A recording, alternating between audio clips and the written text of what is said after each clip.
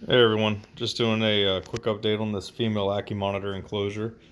As you will notice, the lay box idea that I had in there clearly isn't there anymore. I'm enough of a man to admit when I'm wrong, and I was wrong. So the idea behind it was fine. You know, she was using it, she was going in and out of it. She made that her kind of main tunnel where she slept at night. The problem was that she kept wedging herself into this really precarious, tight spot between the wall and the tub, and I'd like to think that she could get in and out of it, but there was one time where she was wedged in there and she didn't look like she could move at all. Clearly, she got herself into that spot, but I'm not so sure that she could have gotten herself out.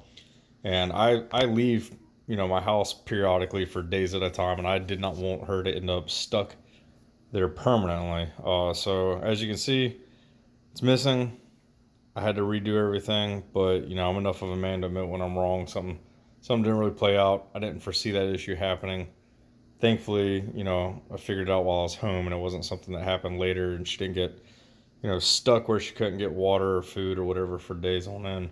But here's what we have. Little female Akkie's doing okay. I mean, she's eating and defecating and drinking water, and I'll catch her running around and exploring, but she's very very shy. She's not happy about her situation at all. Doesn't tolerate much of anything. She doesn't like people. She doesn't want anything to do with anything. So she's very skittish. She hides a lot. Hopefully she'll come around and start trusting people a little bit more. But I'll show you what I got going on, and I'll show y'all how I resolved my issue with the hide box, or lay box, if you will. But here she is. She's not going to really let us get a good view of her, but I will try.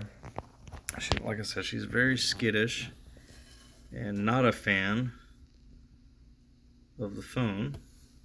But she has really nice colors, but you can see how she reacts. So, at least she's not darting off and going to her hole, but she doesn't want nothing to do with me, really. That's about as much as I want to mess with her now. But anyway, so I got her little modified reed stack set up here.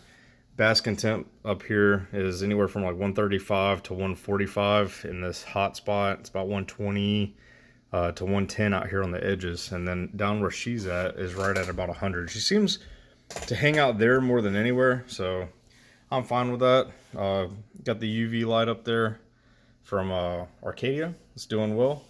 She's got her little hole that she's dug out, and that's where she likes to sleep at the most.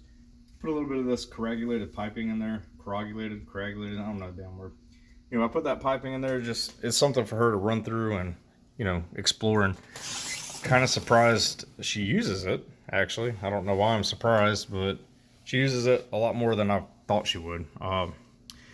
So here's what I did for the lay box issue. So did more and more research, and I'm starting to understand more and more about them, and eventually the goal is to let them breed. But to do that, you got to provide everything that they're going to need, that they necessitate basically to be able to successfully breed.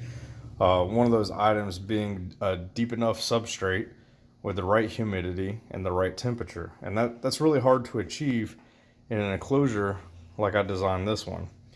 The part where I went wrong with this was that I designed it originally for a pine snake, and that kind of got foiled. So I ended up getting the female Ackie monitor and modified this to work. So I'd say at most the substrate in here is probably 8 to 10 inches in this back left corner, and it's like 4 to 5 inches in this back right corner. So you can see how that kind of slopes. I did that for the aesthetic portion of it, but there's not really enough substrate in there for her to be able to lay eggs. And on top of that, the heating of the substrate is another problem. I've seen some people, run heat mats underneath their substrate. I didn't really want to run any more cables into the enclosure. I don't like seeing cables dangle and whatnot. I didn't want to have the problem of trying to hide them, and I just didn't want it in there. And then on top of that, the substrate's only 8 inches deep over there, and it was just taking up a lot of room with that lay box in there too. A lot of play area or run around area that the monitors can use more efficiently or effectively than just having a big box in there. So What I ended up doing, as you might be able to see, maybe you might not have even noticed, but in this plant over here, you can see that there is a piece of PVC pipe. So that is a 3-inch coupler that is connected to 3-inch PVC that comes out over here and goes into this tub. So I've already got the lid kind of loose, just so I can open it up and show people. But what I did was I took this tub, put that 3-inch hole in it, 3-inch hole over here, and it's perfectly level, so she can go in and out, right? And this is filled up to about here with a substrate, and it's just a mix of sand and topsoil and some organic matter. And then on the back of the tub, I put a heat pad in there. So the heat pad is actually inside the tub. I was gonna do it outside, but I got it kind of a lower power heat pad. I didn't want to get something too hot that could melt the plastic or anything. So the max temperature that this heat pad can reach is 130 degrees, and I did have it plugged in for a couple hours to verify it didn't go any hotter than that. But I put it in there. I taped it down with ducting tape, like a weatherproof ducting tape, and that's what it's designed for, is higher heat applications, and it's, you know, waterproof and whatnot. So the pad itself is rated to withstand water resistance. It's not necessarily fully waterproof. However, the tub itself isn't full of water, right? So it does have some moisture in the substrate, which is good. That's what you want. You might see some of it dripping off the lid when I lift it up, but the idea behind it is that it's heating up the substrate inside, and since it's going from the back to the front, it's going to cause a gradient. So I'll pull out a thermometer in a minute, a little laser temp gun, and show you how it goes from cooler to warmer on this side. But I'm gonna go ahead and take the lid off real quick. So I'm gonna add in a little bit of cork bark in here as well at some point. But right now I just got some of this fake plant stuff to try and make it more comfortable when she does go in there. Maybe she'll think it's a little bit more secure feeling. But let's take a little basic temp here. So you can see over here it's 78 degrees on the substrate surface. Then as we get closer to that wall, it climbs up and up and up to 90 degrees. And that 112 right there is touching the tape. Now I don't have to worry about that burning her. As a lot of you know, that they will bask in 140, 150 plus degrees, so that's really not going to affect her at all.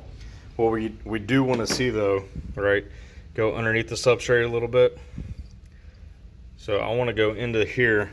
Let's try and check that real quick. So that's 91 right there, 93, 92, 83.